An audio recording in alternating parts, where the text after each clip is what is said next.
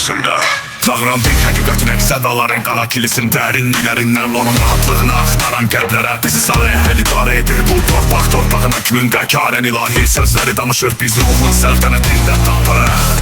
Oh, let the truth unfold in the halls of the Most High. Righteousness and mercy sing in the judgment of the sky. Pure of our God till I say Pittsburgh, the virtual church will rise in the name of God's great love and the Son who sacrificed. Siyah kilisinin geçmişinin şehrinden hala sağlam duran bir miras. Gerçeğin uyandığı yılda doğdu, her kelimede ruh konuştu. Adalet çağrısı saf ve güçlü, zayıfları kaldırmak ve yanlışı düzeltmek için kutsal alev tarafından yönlendirilerek Tanrı'nın mahkemesinde onun adını söyleriz.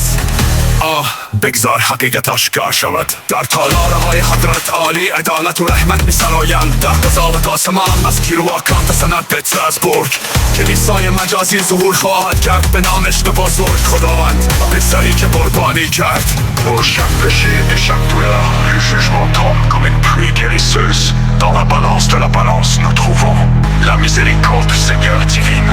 À travers les vallées et les tempêtes, nous renaissons sous des formes justes. Pour chacun qui cherche la lumière, il y a une promesse dans la nuit. Oh, ton cauchemar pozisyonda Batsa Haiti Batsa Nero Atarut sonu volumusione Jerkume Jerkan kita tastanum Kirova kalisan pepete Bóg wirtuale kiedy cinka pasana A som siro anumov Je vortin Otso habis Kilisenin geçmişinin şehrinde hala sağlam duran bir miras sağlamdırıcımda.